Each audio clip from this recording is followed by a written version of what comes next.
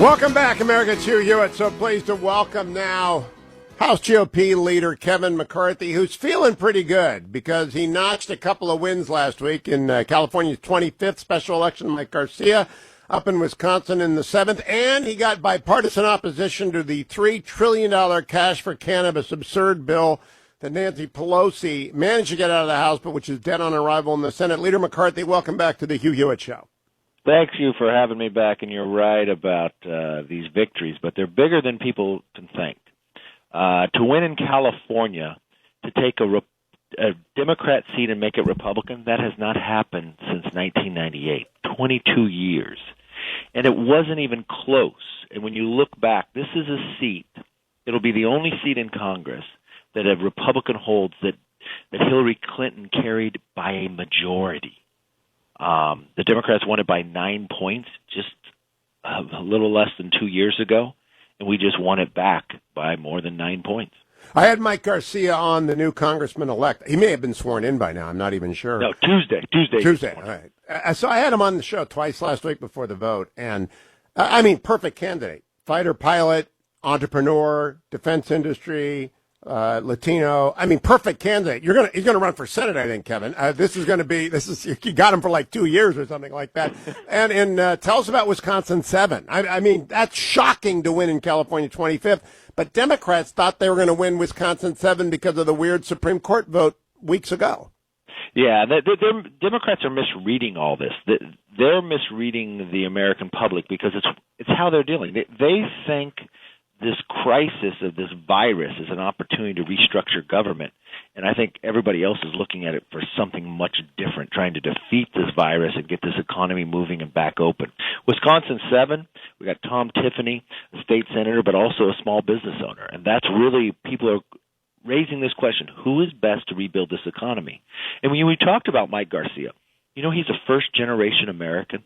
His family came from Mexico. He strived and worked hard in America, and he got an appointment to the Naval Academy. He excelled there and became a fighter pilot. If you ever want to have a definition of America, just look at Mike Garcia's life, and that's why he's a Republican. Yep. Now tell us a little bit. The blue bubble is a hell of a drug, leader. And when Democrats take that drug, they think the country agrees with them. I went on Al Sharpton's show because I never miss a chance to go and preach. And I went in with one intention, to let the MSNBC audience know that you had won 2 big wins. I never got the chance. It's a blue bubble. They don't know that you're actually winning out there. If you get out of the urban metropolises, which are the heart and soul of the blue bubble, New York, Manhattan, Silicon Valley, L.A., they don't have any idea what the country thinks of the cash for cannabis bill. No, and that's exactly right. That bill of $3 trillion never went through any committee. But what's worse about it is it mentions cannabis more than it ever mentions a job.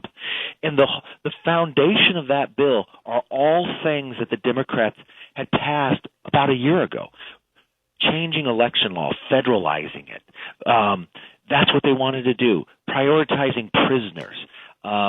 What they're doing about illegal immigrants and others. That's all bills that they had already passed, and they viewed this. And this is what's sickening what the Democrats are doing. They think this is an opportunity to enforce their socialism. That's what that bill is about. In 1983, there was an election in England, and the Labour Party put out its manifesto. It was a 39-page booklet. It was called The Longest Suicide Note in History. I think this bill last week is the longest political suicide note in history. I think it's past the 1983 Labour Party manifesto because it's just nuts, Leader McCarthy. The other thing, you want to look at modern history in the UK now. That victory that they just had was bigger than Margaret Thatcher. What Boris was able to do, and you know what he focused on? He focused on districts that Labor had but voted for Brexit, voted for freedom. We just won in California. Haven't done that since 1998. But we have 42 other districts that Democrats sit in that are better than that one. It now only takes 17 seats to win the majority. When Pelosi was sworn in as Speaker, it was 19. They have lost 2 in that time period, a Democrat switching over. So what we're finding is, yes, they are living in a blue bubble, but they're viewing it as an opportunity to try to make that blue bubble across the nation, and that is what people are fighting back on. Listen to what Nancy Pelosi said when we wanted to bring forth a committee on China. I worked for more than a year to have a bipartisan, no politics about it, to have the same number of Republicans and Democrats on a committee focused upon what China is doing around the world. We need one strategy from America to be able to compete against this, to understand it. She said yes, but in February she backed away. Now she calls, when I put together a task force on it, that it's a diversion. It's a diversion to look at China, who brought us this virus, who lied to the world, who allowed planes to go internationally from Wuhan but stopped it from domestically going anyplace else in China, who hoarded that personal protection, the masks, the gowns, and others from the rest of the world when they knew and lied, who influenced the World Health Organization, who some would call it the Wuhan Health Organization. And then you look at what they're utilizing this crisis to try to get Huawei into other countries as well. This is not a diversion. This is something we need to stand up to. The recent study said 95% of this would never happen had China not lied to the world. We could have contained it there. Look at the pain it's causing. Just before you came on, Undersecretary of State Kroc was on with me, and he said, I'm quoting, "This is truly a malign regime hell-bent on global domination." Now, he's out of Silicon Valley. He's the guy who ran DocuSign, the company that's nearest and dearest. He's a great guy. Great guy, and he's a Buckeye. I hope you know that, Kevin McCarthy. He's from Cleveland. He's a Browns fan, so that should tell you something about where you can you can align. I mean, correlation is not causation, but there's a lot of causation there. If you're rooting for the Browns, you're a lot of insight into America.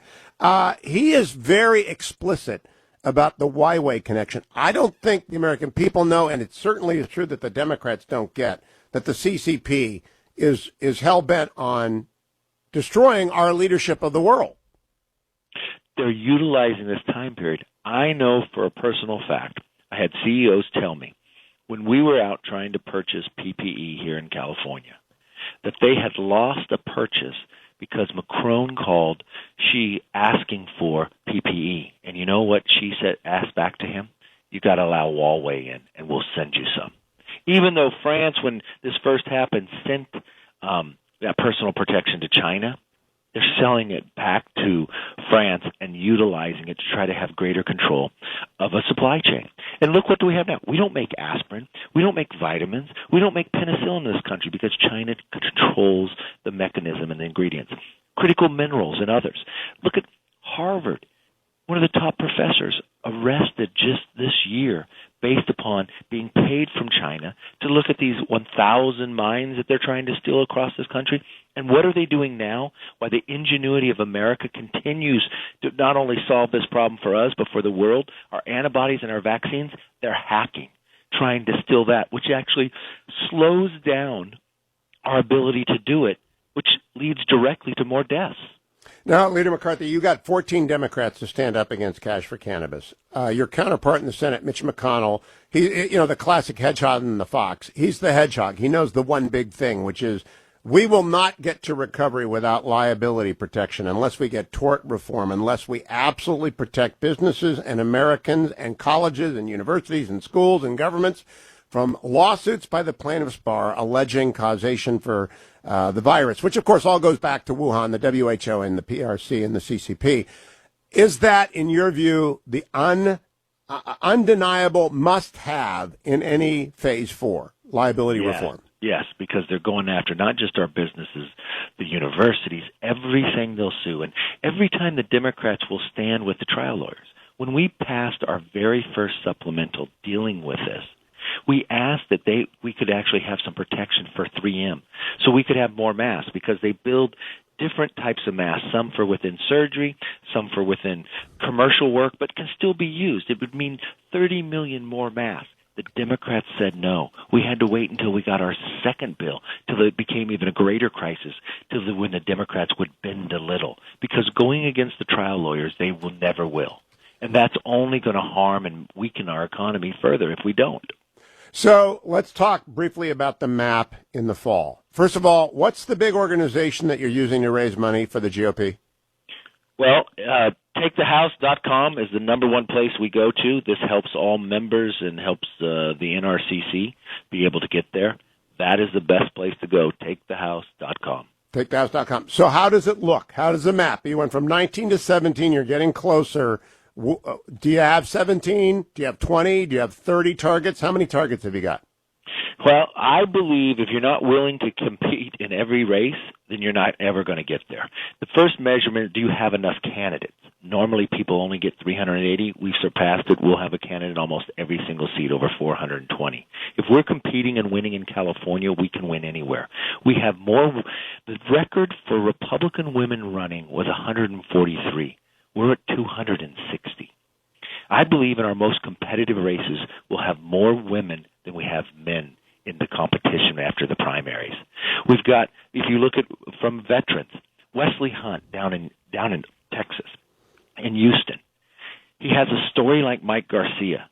He went to West Point. He happens to be African American. He flew Apaches for 8 years. He's never been elected before, and he won the primary outright. Didn't need a runoff. He's ahead right now. Or you look at Young Kim out in Southern California, coming from South Korea. Or Michelle Steele, same story, coming from South Korea. We have an opportunity to tell American story, but understand who's best to stand up against China and who's best to rebuild this economy, which was the strongest one we've ever had prior to this virus.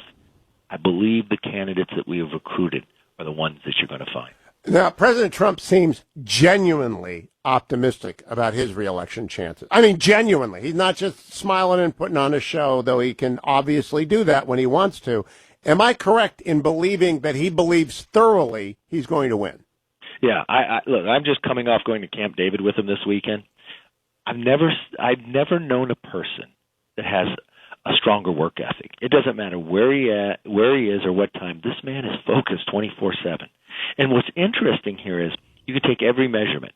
And if you're not believing he can win, think of this. He is willing to travel. He's willing to work 24 hours a day. Joe Biden won't come out of the basement. Joe Biden's afraid to go even on television. It is a very clear story of which one is better to rebuild an economy. And if you look at and you take any polling that you want, Joe Biden is behind where Hillary was at this moment. President Bush, if you look at the current numbers, is ahead of where even Obama was at this moment. You mean President Trump? President Trump is ahead of where President Obama was? You said President Bush. Okay. Oh, I'm sorry. Yeah. Really? He's better off in the polling? Yes. Wow. Well, look, I think it's going to be a wild ride. It all depends on whether the economy comes back. It will not come back under that cash for cannabis bill. It just won't. It'll kill the economy. That is the longest political suicide note in history. Are you going to run on her bill, Kevin McCarthy? Her bill is going nowhere. Even the Democrats are against it. This is, not only will we run on it, we'll take every Democrat that voted for it and make them defend it. But the one part that your audience needs to understand, too, it wasn't just about passing that bill that never went through a committee, which was the biggest bill ever to go to the floor. It was changing the rules of the floor that empower the Democrats even further. You know, our founders would be ashamed we're not assembling. You can go just a few blocks away and go to a Starbucks and get a coffee, a tea, whatever you want. You can go 100 yards and go over to the Senate, and they're working. It's the House that is not, and we're essential. She holds us back to give herself more power. Now she changed the rules of the floor, or she brought in proxy voting, where one member can hold 10 proxies, 10 votes. So it only takes 20 members to control the entire floor. So it's not about opening up a campus. It's about bringing the voice of the American public back.